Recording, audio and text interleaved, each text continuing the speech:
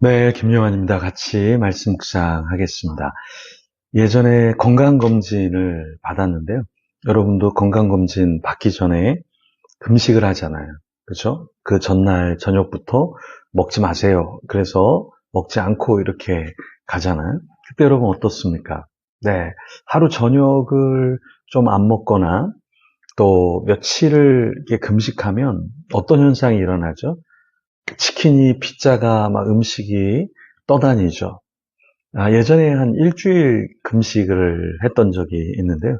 그때 첫날이 제일 힘들더라고요. 첫날에 정말 먹고 싶은 게 많이 떠오르는데 이틀, 3일이 지나면 조금 그래도 괜찮긴 하는데 그다음부터는 이제 기운이 없어지죠. 몸에 기운이 다 빠지고 기도보다는 이렇게 누워있는 시간이 더 많아지는 그런 그러기 상태가 되죠. 오늘 본문에 보면 출애굽기 34장 26절에서 35절에 보면은 하나님께서 모세에게 이제 40일 밤낮을 시내산에 있게 하셨잖아요. 그때 모세가 어떠했을까? 일단은 제대로 먹지도 마시지도 못했을 거예요. 그때 모세가 금식하고 하나님 앞에 서 있을 때 상당히 어려웠을 겁니다. 27절, 28절에 이렇게 말씀해요. 여호와께서 모세에게 이르시되 너는 이 말들을 기록하라. 내가 이 말들의 뜻대로 너와 이스라엘과 언약을 세웠음이라 하시니라. 모세가 여호와와 함께 40일 40야를 거기 있으면서 떡도 먹지 아니하였고 물도 마시지 아니하였으며 여호와께서는 언약의 말씀 곧 십계명을 그 판들에 기록하셨더라. 자, 하나님께서 모세를 부르셔서 모세가 시내산 위에 올라갔습니다. 그런데 거기서 40일 밤낮을 먹지도 않고 마시지도 않았다라는 거예요. 라마단 금식 기간에는 어때요? 네, 그 금식 기간에 이 무슬림들이 먹지 못해서 어떻게 합니까? 네, 그 짜증을 내고 굉장히 신경질을 내고 싸움도 많아지고 이렇게 한다 그러죠. 그만큼 이제 육신이 힘들다라는 것이잖아요. 그래서 그 무슬림 사람들은 그 라마다 기간 동안에 예, 밤에 이렇게 먹는다라는 거예요. 네, 먹고 자라. 그리고 새벽에 일어나서 먹어라. 낮에는 이제 아무것도 못 먹으니까. 근데 이 금식이라는 게 그만큼 쉽지 않다라는 것이죠. 모세는 40일 동안을 밤과 낮 다 먹지 못했죠. 그럼 모세 얼마나 힘들었을까요? 근데 하나님께서 왜 이렇게 하셨는가? 그 말씀을 받고 그 말씀에 집중하라고 하신 거죠. 그래서 기록을 하나님께서 하게 하셨는데 이 기록이라는 것은 히브리어로 이케타브라는 동사인데요. 그가 기록하셨다 이렇게 말씀을 하고 있는데요. 하나님께서 직접 기록해 주셔서 간직하도록 하나님께서 하셨던 거죠. 그런데 모세는 증거의 십계명 두 돌판을 들고 시내산에서 이제 내려옵니다. 그 돌판을 손에 들고서 시내산에서 내려왔을 때에 모세는 이제 여호와 하나님의 말씀 그리고 임재 이것을 경험했잖아요. 그리고 모세가 어떤 얼굴을 했죠? 피부에 광채가 나게 되었죠. 제가 그 합신대 총장님을 만났는데 지난번에도 말씀드렸지만 굉장히 인품이 대단하시다라는 것을 느낄 수 있었어요.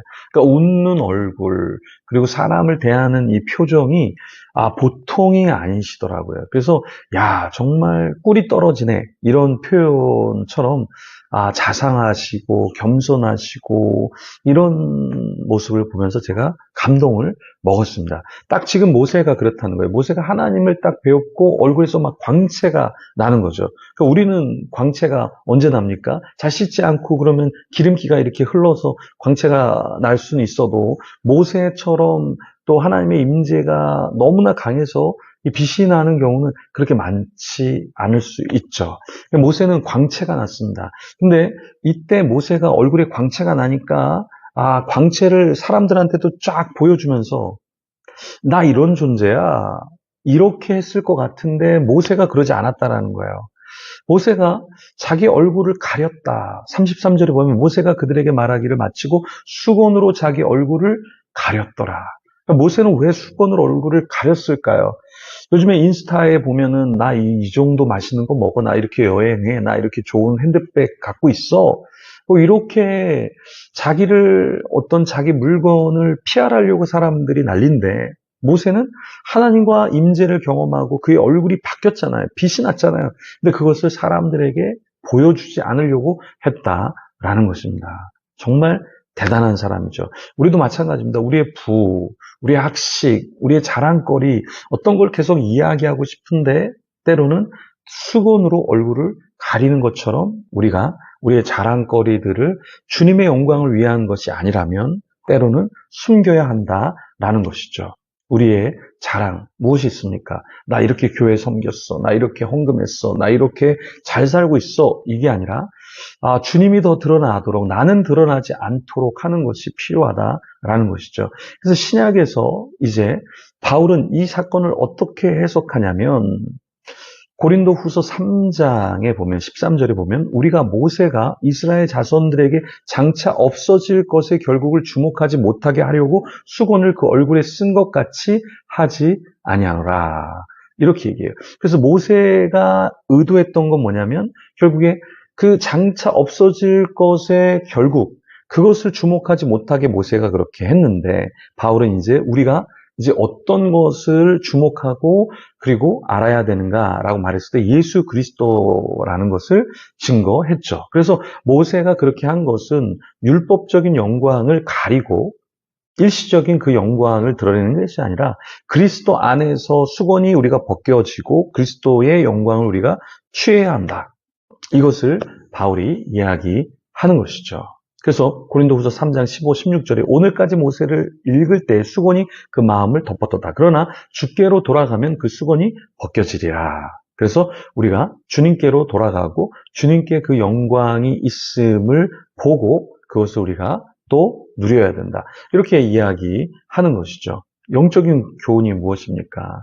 하나님의 영광은 사람을 압도해요. 근데 그 영광을 우리가 가로채서 우리가 그것을 어떤 신적인 것으로 사람들을 가스라이팅하는 것이 아니라 이제는 그 영광이 그리스도 안에서 드러나기 때문에 그리스도의 영광을 또한 우리가 보고 그것을 증거하고 모든 영광이 또 주님께로 갈 수 있도록 우리가 해야 하는 것이죠. 복음을 가리는 장애물이 되는 것이 아니라 주님을 드러내는 그런 통로가 되어야 하겠고요. 우리가 이제 그리스도 안에서 주님이 드러나고 우리는 감추어지는 역사가 오늘날 우리의 삶에서 또한 일어나야 할 겁니다. 그래서 우리 삶에서 하나님의 영광보다 나 자신을 자랑하고 드러내는 것은 없는가 우리가 좀 살펴보면 좋겠고요. 이 시간에 기도할 때 하나님 저를 드러내는 자가 아니라 저는 감추고 주님만 드러내게 해주세요. 우리 가정이 우리 교회가 우리 사랑하는 지체들이 그런 존재가 되게 해주세요. 같이 기도하며 하나님 앞에 나아가겠습니다.